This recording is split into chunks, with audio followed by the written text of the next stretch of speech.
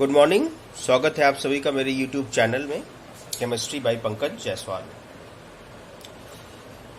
दोस्तों, मैंने आप लोगों को बताया था कि जो वैद्युत रसायन चैप्टर में जो बैटरी या औद्योगिक सेलों के बारे में चर्चा है, थोड़ी सी जो सेलों के बारे में बताया गया कि बैटरियां कितने प्रकार की होती हैं। मैंने कहा था आप लोगों को ये चीज़ पढ़ लीजिएगा, लेकिन कुछ बच्चों ने पूछा है मुझसे कि थोड़ा सा कम समय मारा है उन्हें पढ़ने पे, तो मैंने सोचा कि मैं एक वीडियो बना करके आपको ये बात समझा दूं तो ज़्यादा बेटर होगा। तो आज वैद्युत रसायन चैप्टर में ही एक आखिरी टॉपिक बचा है बैटरीज के बारे में और संक्षारण, धातुओं के संक्षारण के बारे में। जैसे लोहे पे जो जंग लग जाती है ना, वो धातु के संक्षारण के कारण होता है। तो ये दो बातें हम लोग इस पाठ में समझ लेते हैं। इसके लिए मैंने एक नोट्स भी बना लिया है और इसके आधार पे ही मैं आपको समझा दूंगा, क्योंकि थ्योरेटिकल पार्ट है ना, बहुत ज़्यादा लिखना संभव नहीं था, इसलिए इस पे मैंने एक नोट्स बना लिया।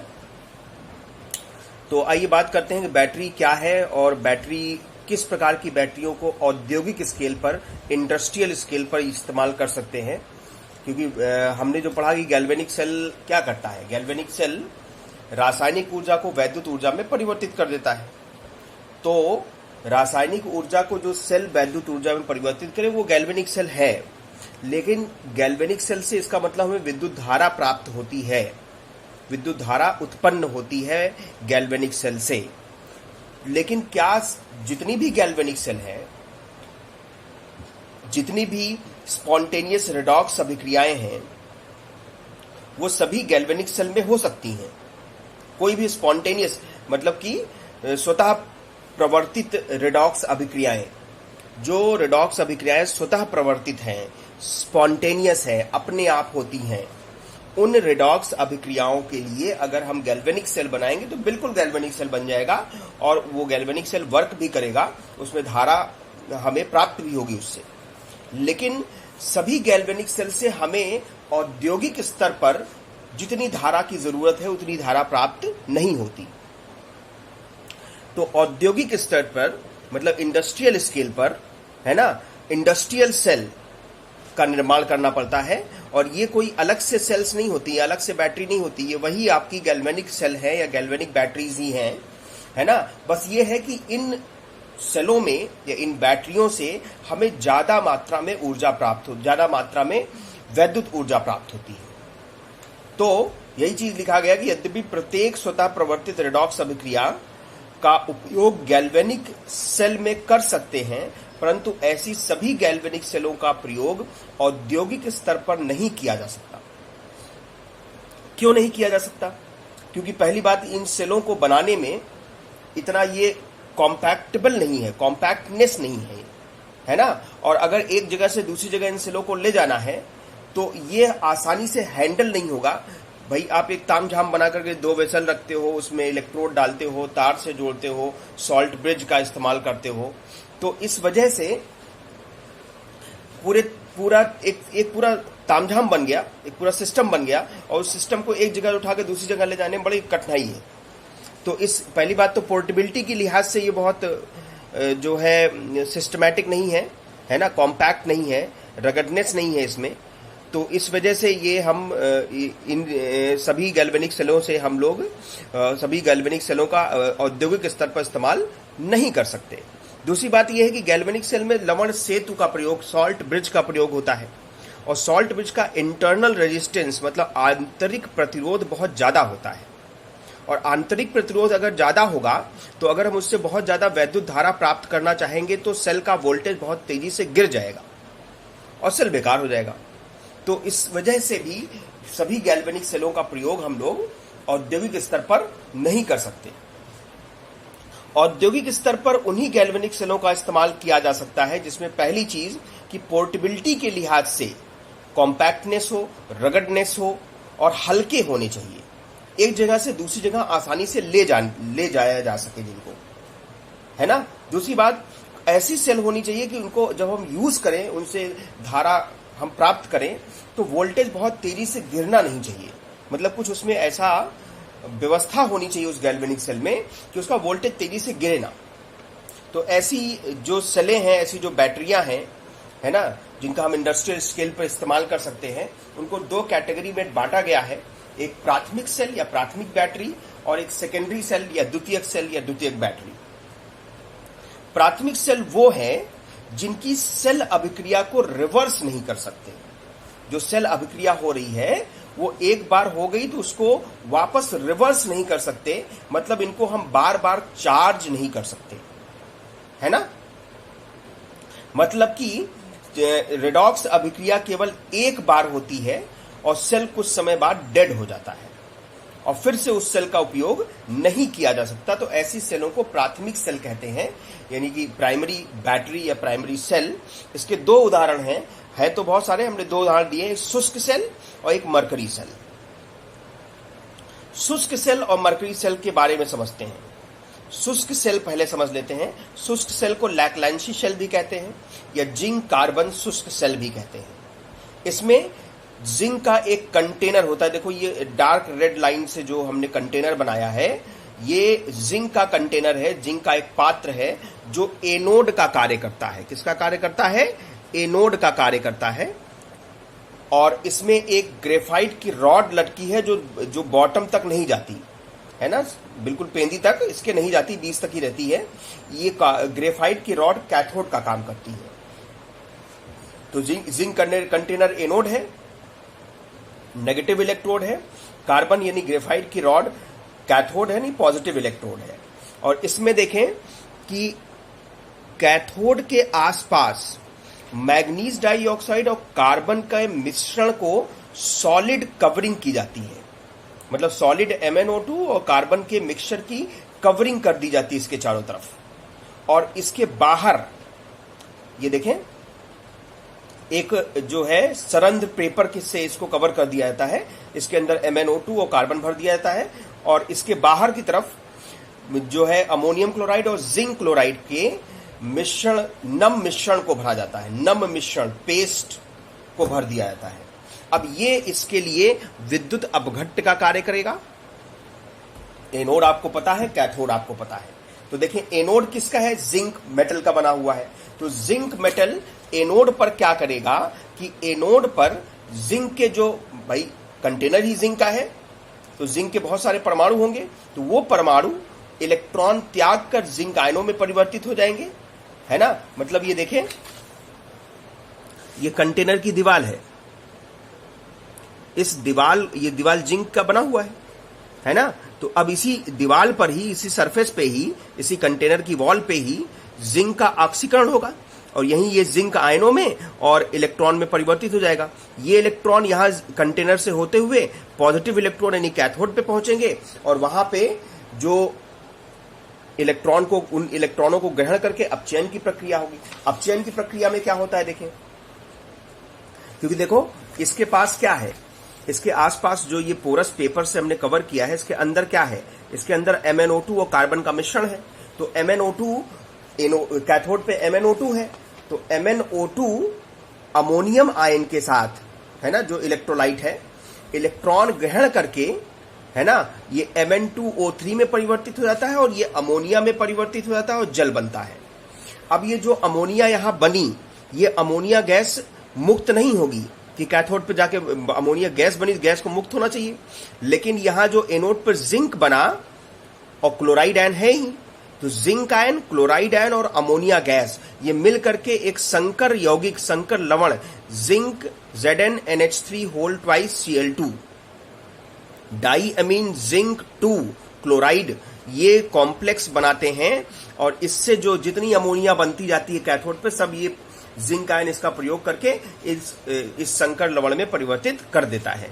तो इस सेल का वोल्टेज जो है 1.25 से 1.50 वोल्ट तक के बीच होता है। ये बहुत इंपॉर्टेंट है कि जो शुष्क सेल है उसका वोल्टेज, है ना। इस सेल का जीवन काल अधिक नहीं होता क्योंकि अम्लीय अमोनियम क्लोराइड, जो अमोनियम क्लोराइड इस्तेमाल किया है, अम्लीय होता है। अगर सेल को कुछ दिन के लिए रख देंगे तो ये अम्लीय अमोनियम क्लोराइड जिंक के पात्र का संक्षारण करने लगता है ना, उसको कोरोड करने लगता है, उसका कोरोजन करने लगता है और इससे सेल का उपयोग, इस सेल का जो उपयोग है वही संक्षारण होने लगेगा। तो धीरे धीरे जो जिंक का कंटेनर है वो गलने लगेगा, तो सेल धीरे धीरे खराब हो जाएगी, रख दोगे तब भी खराब हो जाएगी।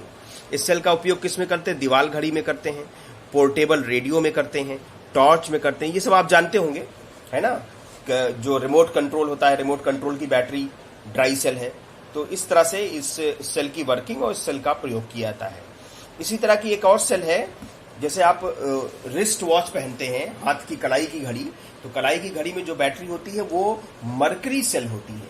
उसका लाइफ टाइम, उसका जीवन काल शुष्क सेल से ज्यादा होता है। तो इसमें भी देखिए यहाँ पे फिगर आउट किया गया है। इसमें भी एक जिंक का कंटेनर होता है और जिंक के कंटेनर इसमें एनोड का काम करता है और कार्बन की रॉड लटकी होती है वो कैथोड का काम करता है। और ये जिंक के कंटेनर मतलब एनोड और कैथोड के बीच एक संरंध्र पेपर का जो है सेपरेटर होता है, सेपरेट करता है। और इसमें इलेक्ट्रोलाइट यानी विद्युत अपघट्ट मर्क्यूरिक ऑक्साइड और पोटेशियम हाइड्रोक्साइड का पेस्ट बना करके इसमें भर दिया जाता है, तो वो इसके लिए विद्युत अपघट्ट का कार्य करता है। तो यहाँ देखें, यहाँ पे एनोड की अभिक्रिया, एनोड जिंक का है और जिंक के संपर्क में कौन है? हाइड्रोक्सिल आयन है, क्योंकि KOH है तो हाइड्रोक्सिल आयन है। तो हाइड्रोक्सिल आयन से रिएक्शन करेगा, ये 2 इलेक्ट्रॉन त्यागेगा, तो जिंक और हाइड्रोक्साइड आपस में मिलेंगे तो जिंक ऑक्साइड और जल के अणु बन जाएंगे। ये जिंक ऑक्साइड है, जिंक ZnO, जिंक ऑक्साइड, और जल का अणु बनेगा, इलेक्ट्रॉन त्याग करके ऑक्सीकरण हो गया। और कैथोड पर जो मर्क्यूरिक ऑक्साइड है वो इन जल के अणुओं का प्रयोग करेगा, 2 इलेक्ट्रॉन ग्रहण करेगा, मर्क्यूरिक ऑक्साइड मरकरी में अपचयित हो जाएगा और H2O जो है हाइड्रोक्सिल आयनों में परिवर्तित हो जाएगा। तो सेल अभिक्रिया लिखेंगे तो ये देखिए, ये कट जाएगा, 2 इलेक्ट्रॉन कट जाएगा, बाकी जो बचा वो लिख लीजिए, जल के अणु भी कट जाएंगे, बाकी जो बचा वो लिख लीजिए, सेल अभिक्रिया हो गई। अब सबसे इंपॉर्टेंट बात कि यहां पर देखिए, यहां पर क्या था? आयन इन्वॉल्व था, लेकिन इस सेल अभिक्रिया में कोई भी आयन इन्वॉल्व नहीं है। तो चूंकि पूर्ण सेल अभिक्रिया में कोई भी आयन सम्मिलित नहीं है जिसकी सांद्रता परिवर्तित हो सके, भाई आयन है ही नहीं तो सांद्रता कहां से बदलेगी। तो इस सेल का पूरे जीवन काल तक स्थिर वोल्टेज होता है जो कि 1.35 वोल्ट होता है। इसका वोल्टेज देखिए फ्लक्चुएट होता है, इसका वोल्टेज 1.25 से 1.50 तक होता है, लेकिन इसका फिक्स वोल्टेज होता है क्योंकि सेल अभिक्रिया में कोई आयन उपस्थित नहीं है, और आयन उपस्थित नहीं तो आयन की सांद्रता परिवर्तित नहीं होगी, जिससे सेल का वोल्टेज ना तो बढ़ेगा ना तो घटेगा। इस सेल का उपयोग कैलकुलेटर में करते हैं, लघु कैमरा में करते हैं, छोटे कैमराज में, कानों में जो मशीन हियरिंग एड लगते हैं उसमें करते हैं, है ना, और मैंने बताया रिस्ट वॉच में भी करते हैं। तो ये जो है ये आपकी दोनों हो गई प्राइमरी बैटरी का जहां पे प्रयोग किया जाता है। आगे पढ़ते हैं सेकेंडरी बैटरी, द्वितीयक बैटरी। सेकेंडरी बैटरी वो है जिसको हम बार बार रिचार्ज कर सकें। एक बार डेड हो जाएगी, डेड नहीं होती, डिस्चार्ज हो जाएगी, तो उसकी जो सेल अभिक्रिया है वो चार्ज क्यों होती है? क्योंकि सेल अभिक्रिया को हम वापस रिवर्स कर सकते हैं। वो जो है चेंज, जो अभिकारक से उत्पाद बन रहा था तो उत्पाद से अभिकारक भी बना सकते हैं, मतलब अभिक्रिया को रिवर्स कर सकते हैं, इसलिए इन बैटरीज को चार्ज कर सकते हैं और इन्हीं बैटरीज को सेकेंडरी बैटरी कहा जाता है। और इसमें देखें, इसमें पहली है लेड एसिड संचायक बैटरी या सीसा संचायक बैटरी। इसमें जैसे आप जानते हो ऑटोमोबाइल में जो बैटरी यूज की जाती है कितने वोल्ट की होती है? 12 वोल्ट की बैटरी होती है। उसको अगर आप ध्यान से देखोगे उसमें 2 वोल्ट की 6 बैटरी श्रेणी क्रम में जुड़ी होती है। तो श्रेणी क्रम में जोड़ दिया तो 2 वोल्ट की तो कितने हो गए? 12 वोल्ट की बैटरी हो गई। तो अब उसमें जो 6 बैटरीज हैं उसमें एक बैटरी को यहां पे बाहर निकाल के दिखाया गया है। एक बैटरी में ये देखें, कैथोड जो है, cathode lead grids coated with lead dioxide, ये कैथोड का काम करता है। मतलब लेड की प्लेटें हैं, लेड की छड़ें हैं, है ना, जिसके ऊपर लेड डाइऑक्साइड की कोटिंग की गई है, विलेपित किया गया है लेड डाइऑक्साइड से। ठीक, ये कैथोड का काम करता है। और लेड की जो सीधी सीधी छड़ें हैं, मतलब किसी का लेपन नहीं, सिर्फ लेड है जिसमें स्पॉन्जी लेड भरा हुआ है ना, वो एनोड का काम करती हैं। तो ये दोनों कैथोड और एनोड समांतर क्रम में देखिए लगाया गया है और इसको डिप किया जाता है, डुबोया जाता है किसमें? 38% बाई मास यानी बाई वेट भारानुसार सल्फ्यूरिक एसिड विलयन में है ना, जो कि इलेक्ट्रोलाइट यानी विद्युत अपघट्ट का कार्य करता है।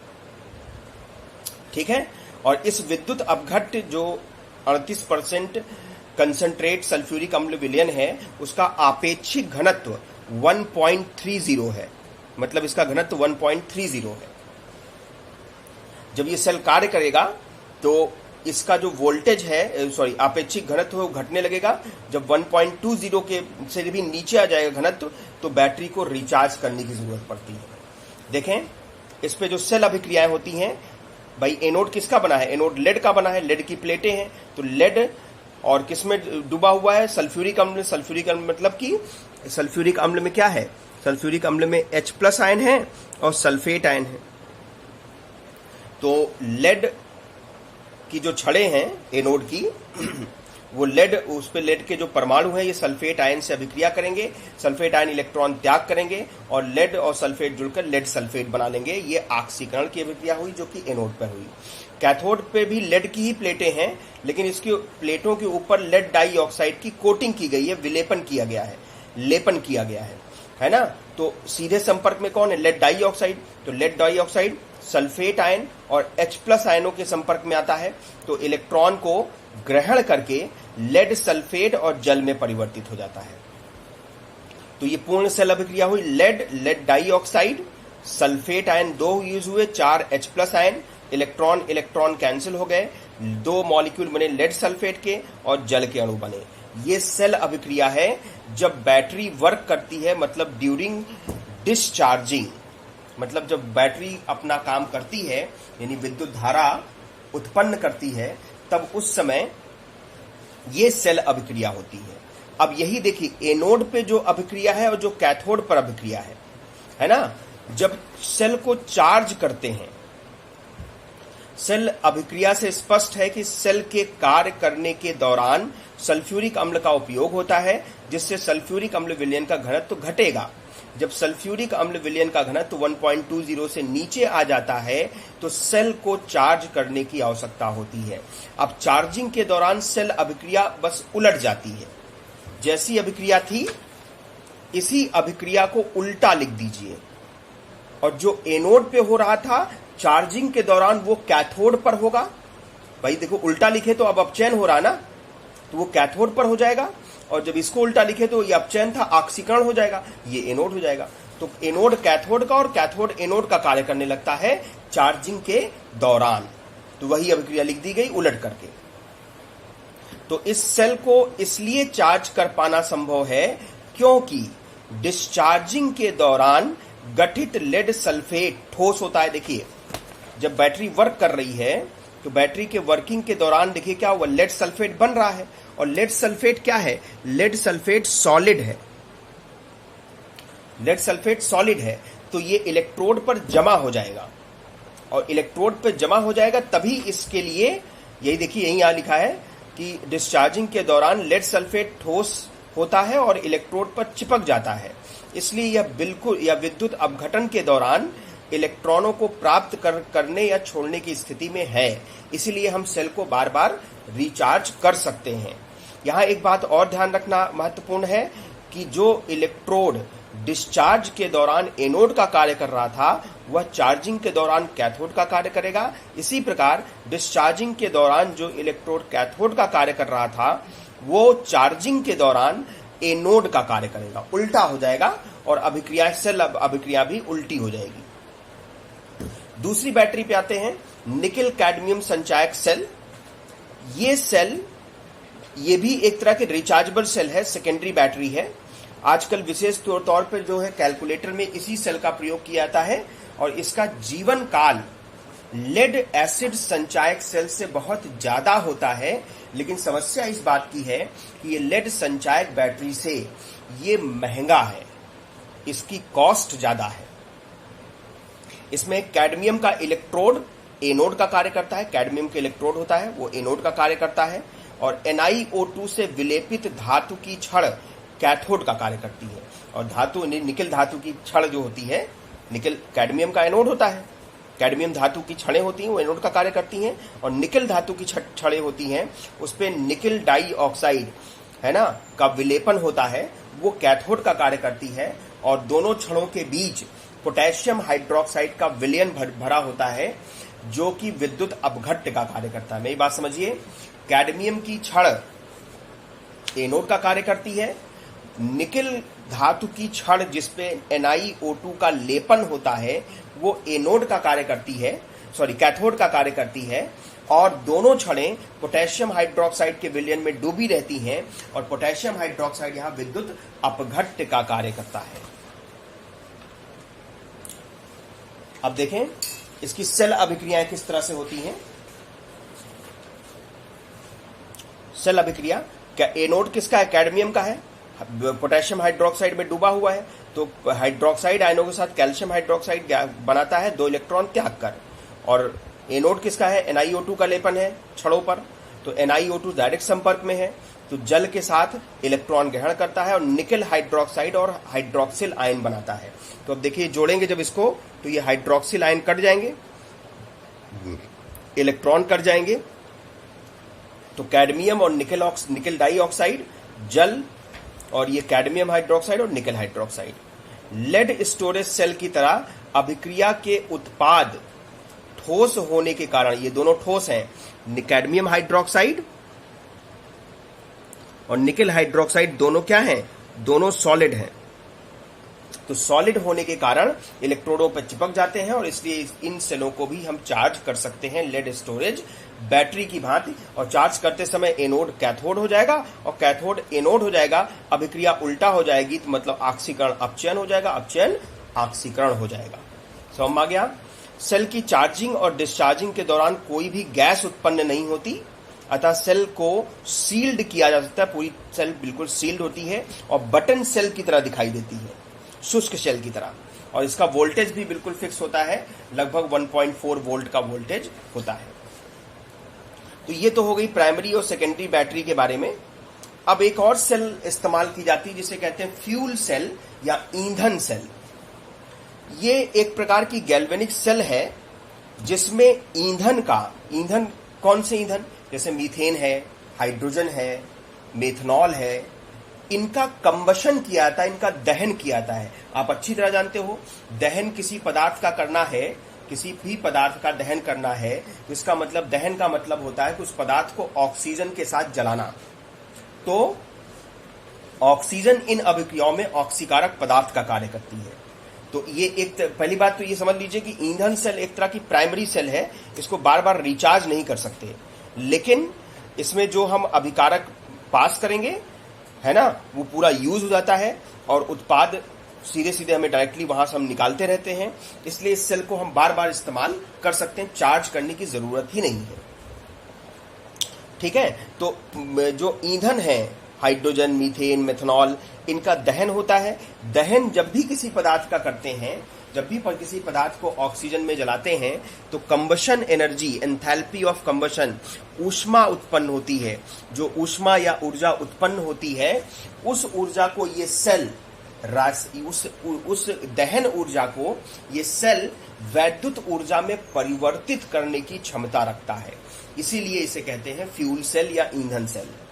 ईंधन के कंबशन से, ईंधन के दहन से उत्पन्न दहन की ऊष्मा को ये सेल वैद्युत ऊर्जा में परिवर्तित कर देता है। बहुत इंपॉर्टेंट है ना? तो इसमें इन सेलों में होता क्या है? इन सेलों में मैंने आपको बताया कि साधारणतः एक गैल्वेनिक सेल सीमित समय तक कार्य करती है, परंतु ईंधन सेल को जब तक बाहर से ईंधन की आपूर्ति होती रहेगी तब तक यह वैद्युत ऊर्जा उत्पन्न करता रहेगा, है ना? तो कई तरह के जो है ईंधन सेल उपस्थित है, जैसे एक हाइड्रोजन ऑक्सीजन ईंधन सेल, मीथेन ऑक्सीजन ईंधन सेल, मेथनॉल ऑक्सीजन ईंधन सेल। क्योंकि कंबशन करना है तो ऑक्सीजन जरूरी होगा सबके साथ, कि ऑक्सीजन के साथ ही हमें इनको जलाना है, वो ऑक्सीकारक पदार्थ है। जो इंपॉर्टेंट है वो है हाइड्रोजन ऑक्सीजन ईंधन सेल, है ना? इसमें इन ईंधन सेल में हाइड्रोजन गैस का ऑक्सीजन गैस के साथ दहन किया जाता है, जिसमें उत्पन्न दहन ऊर्जा को यह सेल वैद्युत ऊर्जा में परिवर्तित करता है। यह सेल का इस्तेमाल अपोलो मून फ्लाइट, जो अपोलो मून फ्लाइट गई थी, उसमें इन सेलों का इस्तेमाल प्राथमिक स्रोत के रूप में, ऊर्जा के प्राथमिक स्रोत के रूप में किया गया था। और इससे जो जल उत्पन्न हुआ, इसकी जो अभिक्रिया से जो जल उत्पन्न हुआ, वो जो अंतरिक्ष यात्री थे उस जल को पीने के लिए इस्तेमाल करते थे। और 11 दिनों के लिए पर्याप्त ईंधन का वजन जो है वो 200 किलोग्राम था इसमें। ये इसका एक आउटलाइन फिगर बना हुआ है कि यहां से देखें, ये पोरस कार्बन भरा हुआ है, इसमें कार्बन के इलेक्ट्रोड हैं दोनों, और पोरस मतलब सरंध्र है ना, और इसमें कोई ना कोई सुटेबल कैटलिस्ट है। तो ये एनोड का और ये कैथोड का काम करेगा। इधर से हाइड्रोजन गैस पास करेंगे, इधर से ऑक्सीजन गैस पास करेंगे। ये पोरस है, सरंध्र है, इसलिए इसमें से होकर के अंदर आ जाएगा, जिसमें पोटेशियम हाइड्रोक्साइड या सोडियम हाइड्रोक्साइड का सांद्र विलयन भरा होता है, जो कि इलेक्ट्रोलाइट यानी विद्युत अपघट्ट का कार्य करता है। समझ आ गया?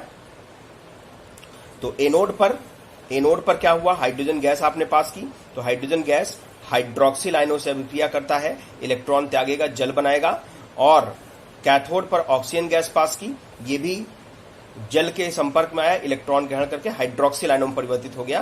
तो ये देखें, हाइड्रोक्सिल आयन इधर से कैंसिल हो गए और इलेक्ट्रॉन 4 कैंसिल हो गए, 4 जल के अणु, ये 2 से कैंसिल, तो 2 जल के अणु बचे। तो 2H2O2 इक्वल्स टू 2H2O, ये सेल अभिक्रिया है, मतलब कि हाइड्रोजन ऑक्सीजन से जल का निर्माण हो रहा है। ठीक है, ये तो वही वाला है। आगे बता रहा हूं।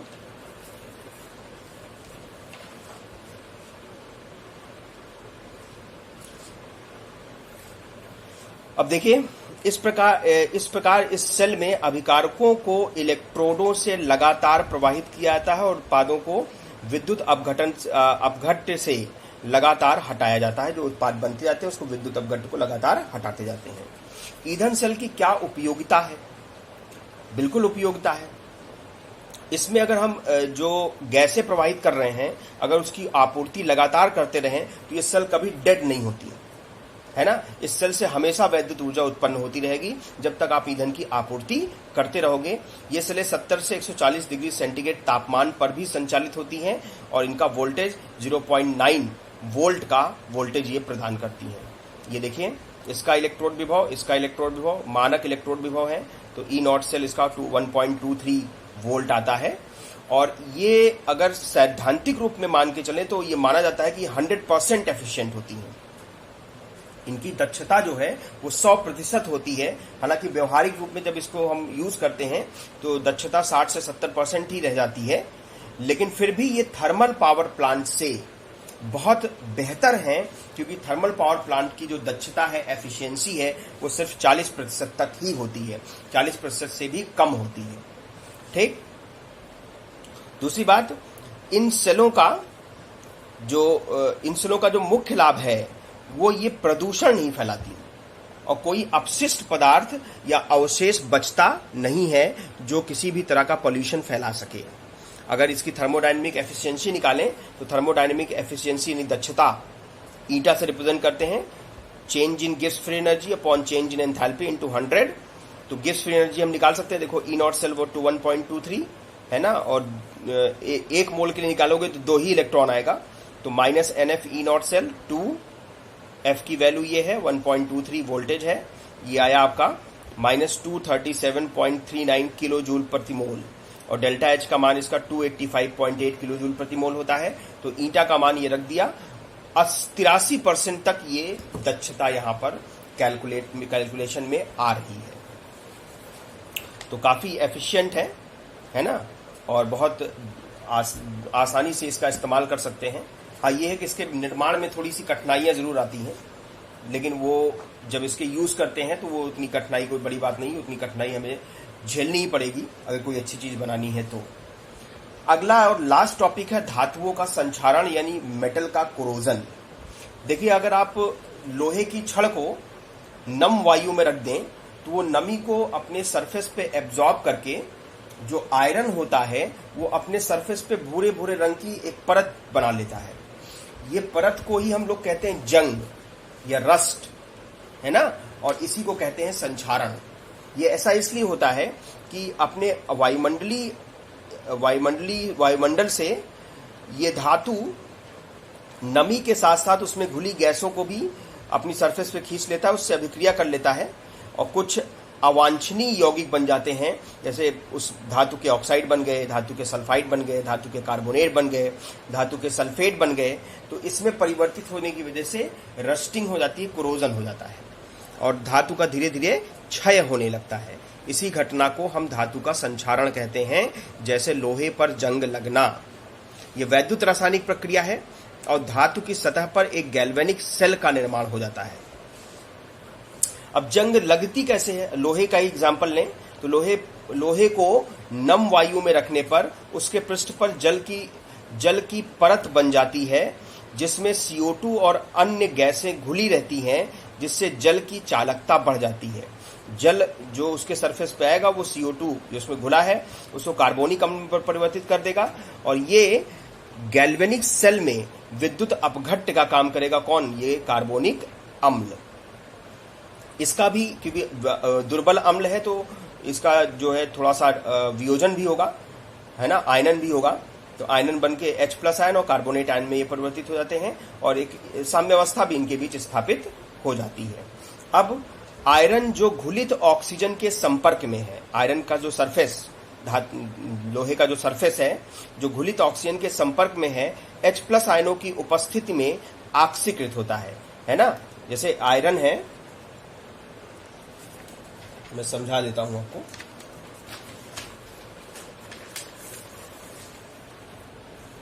ये लोहे की छड़ है या लोहे का जो सरफेस है, इस जगह पर